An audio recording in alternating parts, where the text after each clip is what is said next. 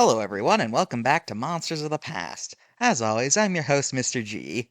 Or at least his alternate dimensional version. Remember me? Yeah, the one who ran the second channel before he decided to. I'm calm. I'm calm. Anyway, I'm back because he doesn't want to talk about dinosaurs anymore. I will. Except we're not talking about dinosaurs, so why did I even bring it up? I don't know. And yeah, I do look a bit different. I decided to grow out my sideburns because I'm angry at him. Anyway, I'm getting off topic. Today, we're talking about early hominids. So, yeah. No one problem I ran into when I decided to do this video is trying to figure out where exactly to start. I mean, at what point do you consider something human or not? I mean, are the first fish that crawled on land valid for this video? Or are the first primates valid? I don't know.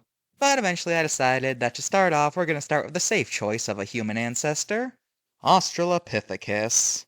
Meaning southern ape, the Australopithecus lived in the savannas of Africa during the Pliocene. These guys were slightly shorter than us, and appearance-wise they would have resembled a cross between a man and a chimp. Most evidence points to them being primarily vegetarians, with the occasional small animal tossed in their diet. Their intelligence is highly debated, with the biggest discussion point being whether or not they produce tools or not. Since while animal bones have been found with what appear to be tool-induced lesions, these have been debated for several reasons. So it's still a point of contention. The discovery of Australopithecus was a truly revolutionary one in evolutionary science. When they were first discovered, what were first thought to be ape bones were soon realized to have hominid features, making some people declare them to be the ancestor of man. Unfortunately, because of the culture of the time, most people rejected this claim since they refused to believe man originated in Africa. In fact, at the time, there was an incredibly racist theory that different races of people evolved from different primates, which was mostly used as scientific evidence for why racism was justified. Yeah. Thankfully, though, eventually the different origins theory was discredited and more evidence piled up that these were indeed the bones of humans, which culminated in the discovery of Lucy in the early 1970s, who had specialized knees that indicated upright mobility, pretty much confirming once and for all that these are human ancestors. Unless you ask certain people, in which case these are just chimpanzee bones that those evil scientists are pretending are bipedal. Marching forward in time, we reach Homo erectus, the upright man.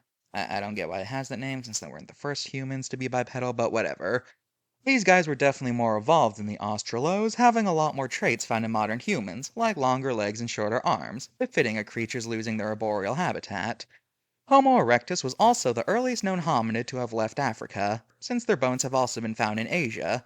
Erectuses were also very innovative, as they are the first hominids to discover fire and the earliest ones that we have definitive proof of using stone tools.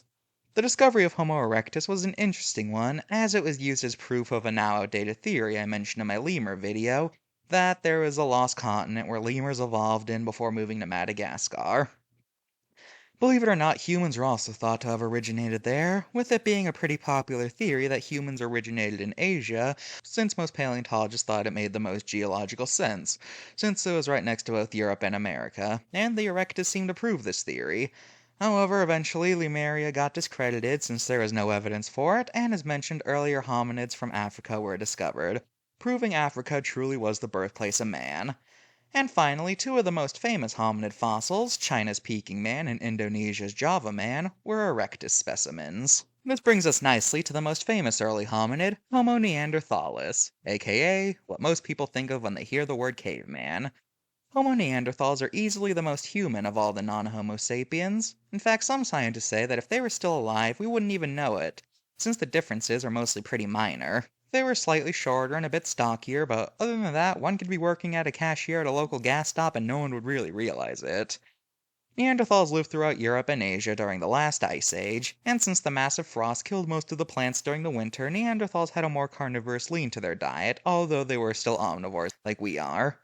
And there is indeed evidence of them eating plants when they were available. Now, with Neanderthals, they attract a lot of misconceptions, so let's go through them and explain the truth. First off, Neanderthals were not our ancestors. While yes, they are our closest relative, they had little to do with our own evolution. So, calling a Neanderthal the ancestor of Homo sapiens is like calling the tiger the ancestor of the lion.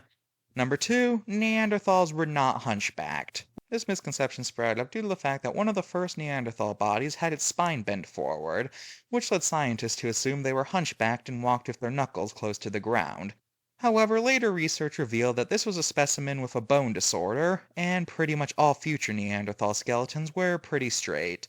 So that guy was the exception, not the rule. Number 3, Neanderthals did not use clubs. Those, weren't invented until after they were gone. Number 4, a lot of media portrays Neanderthals as being stupid compared to Homo sapiens. However, most studies indicate that they were pretty much on the same level as us, and if they continued to evolve with us, then we would have been pretty equal. So yeah, cavemen as these lumber-backed idiotic brutes, not true at all. In fact, some scientists don't even think they were a separate species and think we should classify them as a subspecies of Homo sapiens. But that's still heavily debated. To this day, what caused Neanderthals to go extinct is pretty heavily debated. However, since Neanderthals and humans did reproduce together, nearly everyone of European or Asian descent has Neanderthal DNA in them. So hey, they left their mark on history. Well, that just leaves us, Homo sapiens, wise man. We're all that's left of this crazy line, from humble beginnings as simple primates, to learning how to be bipedal, the discovery of fires and tools, to eventually making civilizations and becoming the dominant species on the planet, even managing to reach the stars themselves.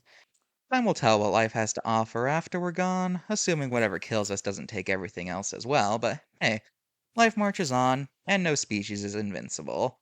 So whatever takes over the Earth after us, they have a lot to live up to. I've been Mr. G. Thank you for voting. I'll do the other two choices relatively soon, and I'll see you guys later.